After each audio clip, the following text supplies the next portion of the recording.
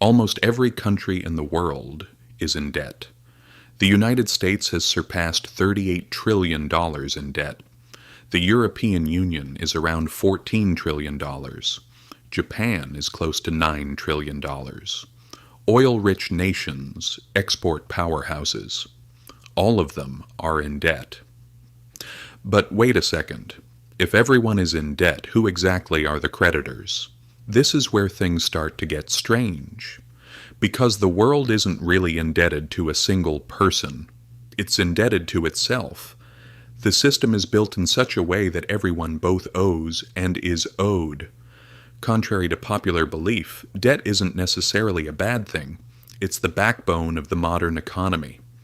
Wars, crises, growth periods, all of it runs on debt. And the idea of national debt isn't as modern as we think. It emerged in the 1600s to finance wars.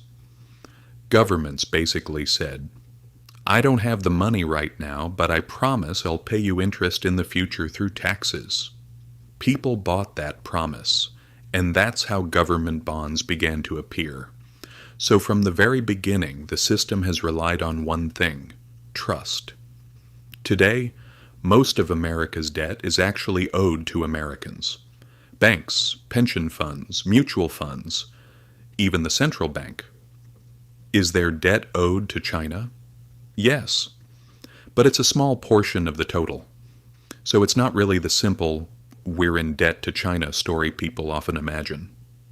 It's more like this: the Treasury issues bonds. Banks buy those bonds. The central bank buys them when necessary and creates money. Citizens pay taxes. Interest payments flow back into retirement funds. The cycle turns within itself. And this isn't just America, it's the whole world. Countries lend to each other. The IMF and the World Bank step in. Developing nations park their reserves in the bonds of advanced economies. Everyone is holding someone else's paper.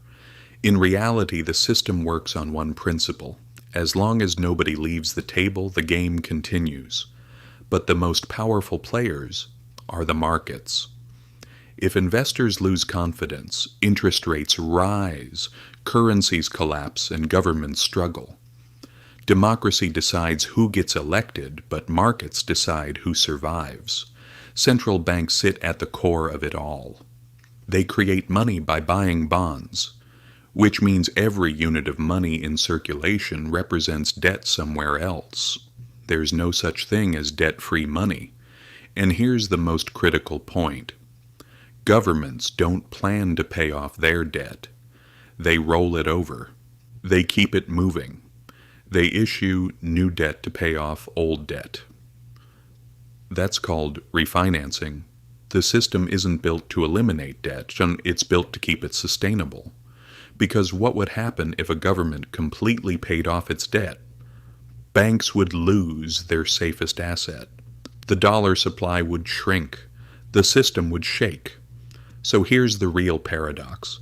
Debt is actually the fuel of the system. But interest payments don't flow evenly. They flow upward. Those who hold the debt benefit. Those who only pay it do not. That's why debt isn't just a matter between countries. It's also a matter between classes. So in the end, when we ask, who do we owe? The answer is to others and to ourselves. But not equally.